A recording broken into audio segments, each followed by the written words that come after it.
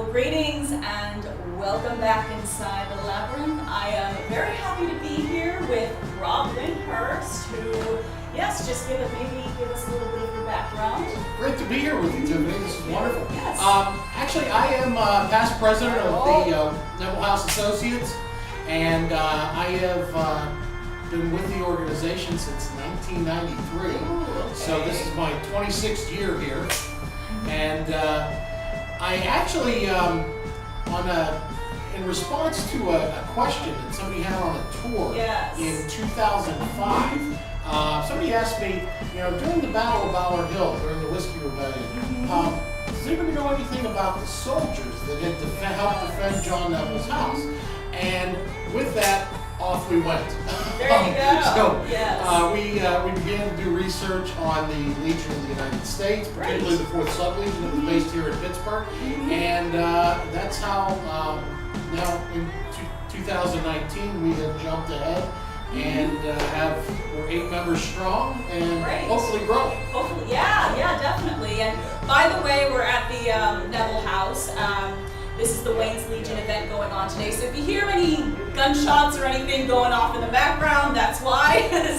Or anyone saying fire in the hole, which they did a couple times, but that's why if you hear that. So tell us about, give us a little background on Wayne's Legion, because for people that may not be familiar with it. I would tell you most people are not familiar with Wayne's Legion. It's one of our personal missions as the members of this unit to sort of get the word out and really educate people on what was the first real army of the United States. Yes. Wayne's Legion is really born out of 2 disastrous campaigns by 2 early American armies. In 1790 and in 1791, 2 separate expeditions were made into the Ohio country to fight the Native Americans who had been harassing some of the settlers on the western frontier. So both of those campaigns ended disastrously. The first one under Lieutenant General Harmer wound up in excess of 600 casualties. The second one in 1791 under General Arthur St. Clair met with the largest defeat at the hands of the Native Americans ever by an American army. He wound up with over 1,200 casualties. Just to put that in perspective, everybody's familiar with General Custer and his defeat. General Custer at his defeat lost 376 men. Right. So that sort of puts into perspective General St. Clair's defeat in 1791. So jump ahead.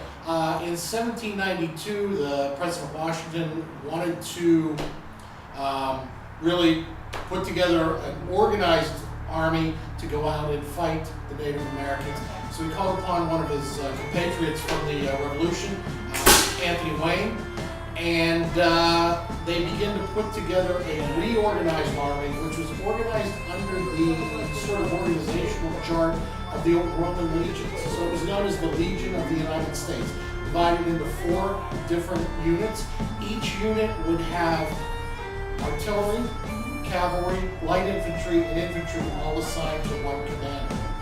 It helped eliminate some of the personal problems, personal conflicts that may have inhibited sort of accurate communication and things during the Revolution.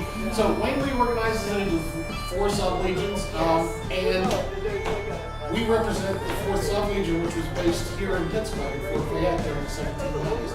This little army was very successful. It defeated the Native Americans in the Battle of Fallen Timbers in 1794, and actually was only in existence from 1792 to 1796. Cool.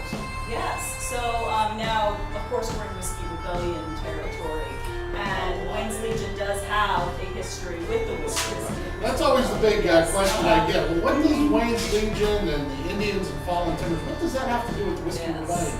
Well, as Anthony Wayne trained his army here in Pittsburgh, he built a new fort in Pittsburgh. Fort Pitt by the 1790s had fallen in complete disrepair. In fact, it was almost completely gone at that point because most of the citizens in the town of Pittsburgh had scavenged most of the brick to use for their houses.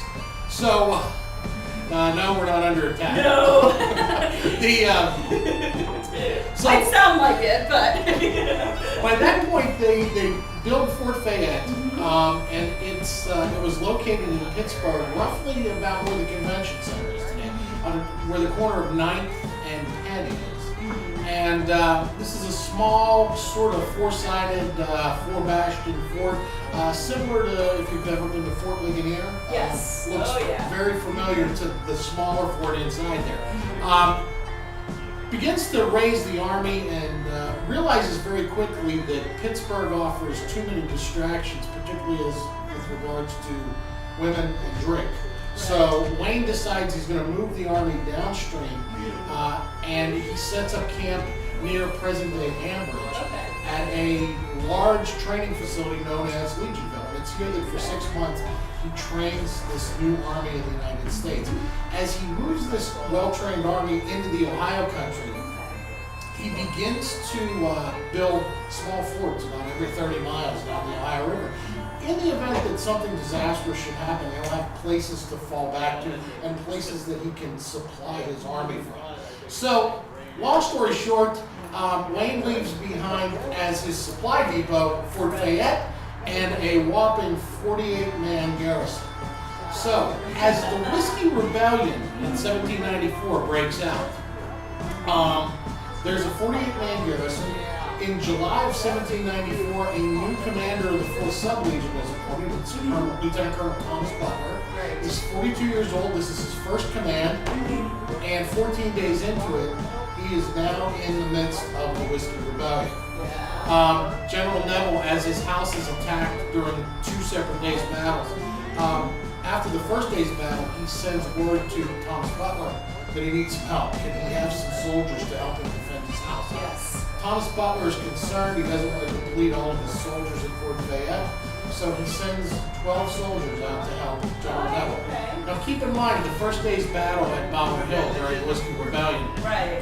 The first day's battle, there were approximately 50 to 75 farmers that attacked the house. Wow.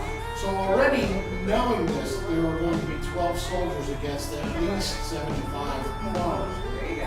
When you do get there on the second day's battle on Saturday, they set up positions in the house, and mid-afternoon, they realize they're surrounded by over 500 farmers. So, this presents quite a problem. They exchange gunfire with the farmers. At one point, supposedly under a flag of truce, the commander, McFarland, who was in charge of the sort of rebel army, winds up being shot. This so enrages the farmers, they light the outbuildings on fire and eventually burn the Bower Hill house. The soldiers are allowed to leave and march back to the fort, although Thomas Butler does write that evening that there were 3 soldiers whom he presumed dead, but he also thought that they may have deserted because they were not soldiers of the best character. Okay, yes. And this is a question that I like to ask a lot of history, people involved in the history world that I interview. What would you say is a big misconception that people have just about history of the house in general? There's a lot of them, but I was going to say, that's a tough one. there's a lot of them. Probably one of the let me jump ahead to one of my personal pet peeves. Okay. With historical movies. Okay, And yeah. historical movies and TV shows. One of my personal pet peeves is when the people portrayed in the 18th century are particularly clean. I always look, as I'm involved with military reenactments, military soldiers were a grimy bunch of guys. Yeah. In most cases, they had been on campaign. They're issued, the Legion I know was issued 1 coat a year. They would be issued 2 shirts. Yeah. And that's their campaign clothes for the whole year. They have 2 sets of trousers. They have a wool set and a set that's made out of linen material. But for the most part, they're going to be patched up. They're going to have a lot of patches, a lot of things that are stitched together, and with no real good way to clean their clothing. It's going to look little grubby. That's one of the things. I've had this particular uniform since 2007. Yes. And I'm not horribly grubby, but as you can see, there's some spots on my uniform here where it's bled. Yes. There's some spots where it's got, powder burns and things like that. Yeah. And this is actually, I do maybe 6, 8, 10 events a year. Not nearly the amount of time in the field that a soldier from the 18th century would be. Yes. So when I watch movies, one of the things that particularly irks me that I think is a misconception is that people were as clean as we are today. People were sort of a grimy bunch back in the 18th century. Yeah, well, depending on their social status. status. Social status, yes, because obviously if you're And again, I'm speaking from a military perspective, of course. One of my favorite stories, there's a couple of accounts that talk about the armies in the 18th century as they would approach towns. The town folk literally could smell them coming. Yeah, well, because they had a certain set of odors and they had animals with them, and you can imagine large groups of thousands of men just moving into the town. And the citizens would write that these armies were really hostile. It's interesting, and on the other hand, ships and the naval men were not. They had their own set of problems. Right. But I really do believe that I think they were a much cleaner life than the soldiers were. Yeah. And I may get somebody that wants to believe. Right. Yes. And of course, like you had camp followers who can do like laundry and everything. But even with that, like your resources might have been a little bit more limited.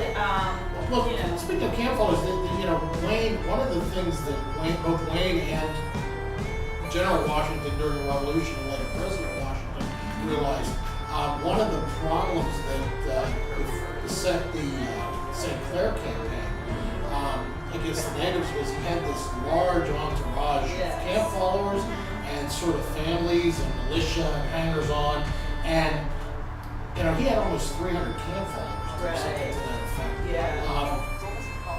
Wayne recognized that you limit the amount of camp followers there are, you also limit who can do what. So these camp followers actually had a specific duty that they didn't have an occupation like sewing or cleaning. They're not going with the army. And when Wayne does make his final push against the Native Americans in 1794, he leaves them behind.